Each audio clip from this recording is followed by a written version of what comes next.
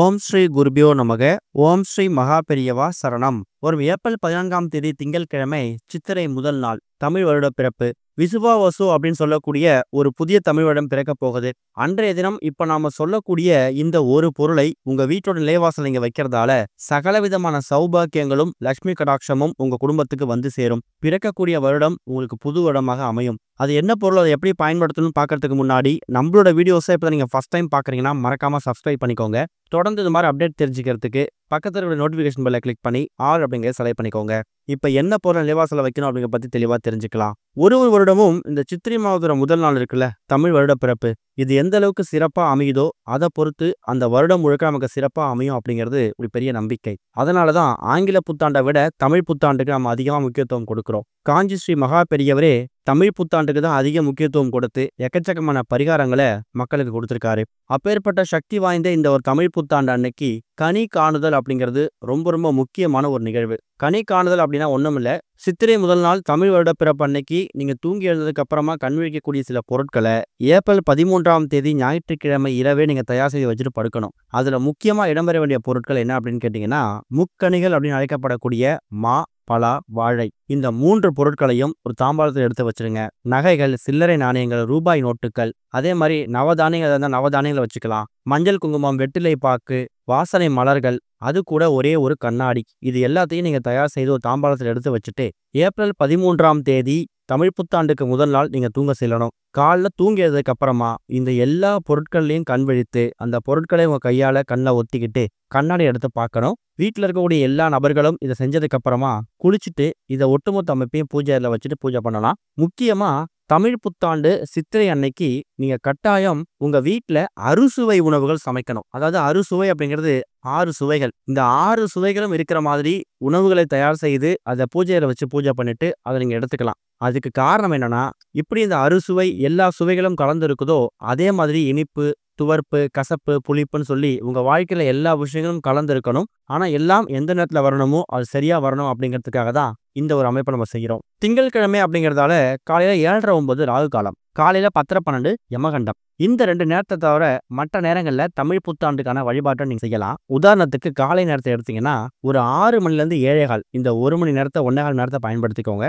காலையில ஒரு 9:15 10:15 இந்த 1 மணி நேரம் நல்ல நேரம். மதியம் 12 1:30 மணி வரைக்கும் இலை போட்டு படையல் போட்டு நீங்க வழிபாடு நடத்தலாம். படையல் போடுறது அப்படிங்கிறது எல்லா விதமான உணவுகளையும் சமைத்து வைத்து நீங்க செய்யலாம். காலை நேரத்துல முடிஞ்சா தமிழ் புத்தாண்டு அன்னைக்கு உங்க கையால ஒரே ஒரு இனிப்பு ஏதாவது ஒன்று செஞ்சு வச்சு படைக்கிறது கூடுதல் விசேஷம். இந்த விசுவாவசு அப்படிங்கிறது சூரிய பகவானுக்கு சம்பந்தப்பட்ட ஒரு வருடம் அப்படிங்கிறதால நீங்க தூங்கியதுக்கு அப்புறமா கனி காணுதலை முடிச்சுட்டு சூரிய நமஸ்காரம் செய்யணும். உங்க வீட்டுல மொட்டை மாடிக்கோ இல்ல தோட்டத்துக்கோ வாசல் படிக்கோ போயிட்டு கிழக்கு நோக்கி உதித்திருக்கக்கூடிய அந்த சூரிய பகவானை கையெடுத்துக்கும் இந்த பிறந்திருக்கக்கூடிய புது வருடம் ஒளிமயமான பிரகாசமான அந்த சூரியன்லேருந்து வரக்கூடிய ஒளி கதிர்கள் எப்படி பிரகாசமா ஒளி வீசுதோ அதே மாதிரி எங்க வாழ்க்கை பிரகாசமா இருக்கணும்னு வேண்டிக்கோங்க. சூரிய பகவானோட அதிபதி சிவபெருமான், சிவபெருமானுக்குரிய நாள் திங்கட்கிழமை. இப்படி சூரிய பகவான், சிவபெருமான், திங்கட்கிழமை, மகாலட்சுமி தாயார்னு சொல்லி இப்படி எல்லா கடவுள்களையும் அடுக்கடுக்கா வணங்குறதுக்கான அற்புதமான ஒரு நாள் தான் சித்திரை முதல் நாள் வந்திருக்கக்கூடிய இந்த ஒரு தமிழ் புத்தாண்டு.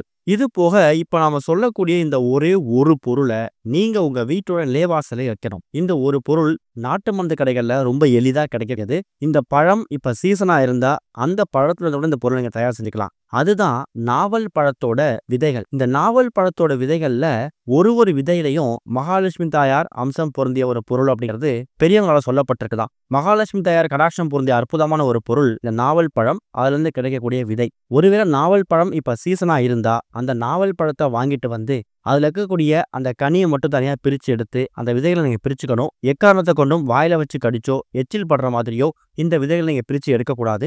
ஒருவேளை நாவல் பழம் சீசன் இப்ப இல்லைன்னா நாட்டு மருந்து கடைகள்ல ஏற்கனவே இந்த நாவல் பழ விதைகளை தயார் செய்து காய வச்சு வச்சிருப்பாங்க, அதையும் நீங்க பயன்படுத்திக்கலாம். புதுசா ஃப்ரெஷ்ஷான நாவல் பழ விதைகளை தான் பயன்படுத்தணும் அப்படிங்கிறது கட்டாயம் கிடையாது. நாவல் பழ விதை இருந்தா மட்டும் அதை வாங்கிட்டு வந்தோ இல்ல நீங்க தயார் செய்தோ கழுவி சுத்தப்படுத்தி சின்னதா ஒரு தட்டு மேல வச்சுக்கோங்க. இந்த நாவல் பழ விதைகளை உங்க வீட்டோட பூஜை அறையில நீங்க தமிழ் புத்தாண்டு தினத்தன்னைக்கு எத்தனை மணிக்கு பூஜை செய்றீங்களோ அப்ப காமாட்சி அம்மன் விளக்கு, குத்து விளக்கு, குபேர விளக்கு இது எல்லா விளக்குகளையும் ஏத்தி வச்சு எல்லா கடவுளுக்கு முன்னாடியும் இந்த நாவல் பழ விதைகளை இந்த தட்டோட வச்சு பூஜை பண்ணிட்டு அதுக்கப்புறமா உங்க வீட்ல நிலைவாசல்ல தீபம் ஏத்துவீங்கல்ல, அந்த தீபத்துக்கு பக்கத்துல இப்ப நாம சொல்லக்கூடிய இந்த நாவல் பழ விதைகளை தட்டுல வச்சுங்க. நாவல் பழம் சீசனே இல்ல, நாங்க நாவல் பழ விதைகளை எங்க வாங்கணுங்கிற கேள்வி உங்களுக்கு வரவே வேணாம். நாட்டு மருந்து கடைகள்ல ஆன்லைன்ல கட்டாயம் இந்த நாவல் பழ விதைகளை தயார் செய்து காய வச்சு ரெடியா வச்சிருப்பாங்க.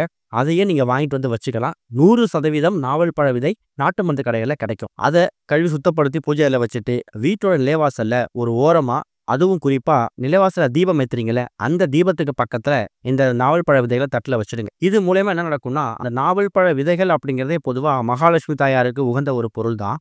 அது மூலயமா மகாலட்சுமி தாயாரோட அம்சம் உங்க வீட்டுல நிலைவாசல்ல குடிகொள்ள ஆரம்பிச்சிடும். எவ்வளவு நேரம் அந்த நாவல் பழ விதைகளை அங்க வைக்கணும்? ஒரு அரை மணி நேரத்துல இருந்து 1 மணி நேரம் வரைக்கும் வச்சா கூட போதும். இல்ல நிலைவாசல்ல தீபம் எவ்வளவு நேரம் எரியுதோ அவ்வளவு நேரம் அந்த நாவல் பழ விதைகள் அப்படியே பத்திரமா இருக்கட்டும். பூஜையெல்லாம் முடிச்சுட்டு விளக்கெல்லாம் குளிர வச்சுட்டு அந்த நாவல் பழ விதைகளை அப்படியே எடுத்துட்டு வந்து வீட்டோட பூஜை அறையில ஒரு பேப்பர்ல மடிச்சோ இல்ல ஒரு துணியில முடிஞ்சு வச்சோ அதை உங்க வீட்டோட சுவாமி படங்களுக்கு பின்னாடி பத்திரப்படுத்தி வச்சுக்கோங்க.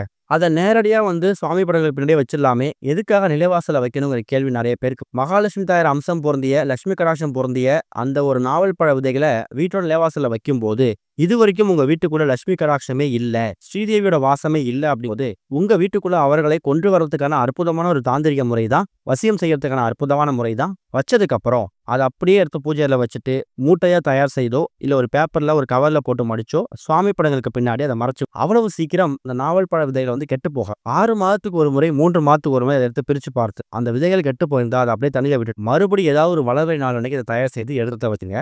ஆனா அதை ஆரம்பிக்கக்கூடிய முதல் நாள், அதாவது தயார் செய்து நிலைவாசல்ல வச்சுட்டு பூஜையில் வைக்கக்கூடிய முதல் நாள் வருஷத்தோட முதல் நாளாக இருக்கக்கூடிய சித்திரை திருநாள். ஒரு வருஷத்தோட ஆரம்ப நாள் எந்த அளவுக்கு சிறப்பா இருக்கோ, நீங்க எந்த அளவுக்கு தெய்வீக சம்பந்தப்பட்ட விஷயம் பண்றீங்களோ அதை பொறுத்து பிறக்கக்கூடிய இந்த புது தமிழ் வருடமாக இருக்கக்கூடிய விசுவாவசு தமிழ் வருடம் எக்கச்சக்கமான சகலவிதமான சௌபாகியங்களை உங்களுக்கு கொண்டு வந்து சேர்க்கும் அப்படிங்கிறத நம்பிக்கையோட மாலை ஒரு 6-7 மணிக்கு மேல உங்க வீடு பக்கத்துடைய கோவிலுக்கு குடும்பத்தோடு போட்டு உங்க குடும்பத்துக்காக உங்க ஒட்டுமொத்த குடும்ப உறுப்பினர்களுக்காக ஒரே ஒரு தீபம் எந்த தெய்வத்துக்கு போடணும், எந்த தெய்வத்துக்கு வேணாலும் போடலாம். சோமவாரம் திங்கட்கிழமை புது வருடம் அப்படிங்கிறதால சிவபெருமானுக்காக போடலாம், மகாலட்சுமி தாயாருக்காக போடலாம், அவங்க விருப்பம் தான். முன்னாடியே சொன்ன மாதிரி இப்ப நம்ம ரீசெண்டா நம்மளோட பதிவுல தமிழ் புத்தாண்டு தினத்தன்னைக்கு குறைந்தது ஒரு 10 ரூபாய் கொடுத்தாவது இந்த பொருட்களை வாங்கி வீட்டுல வைங்கிற மாதிரி ஒரு பதிவு போட்டிருக்கோம். அதுக்கான வீடியோ நம்ம சேனல் இப்ப ரீசெண்டா அப்லோட் ஆகப்பட்டது, அதையும் செக் பண்ணி பார்த்துக்கோங்க.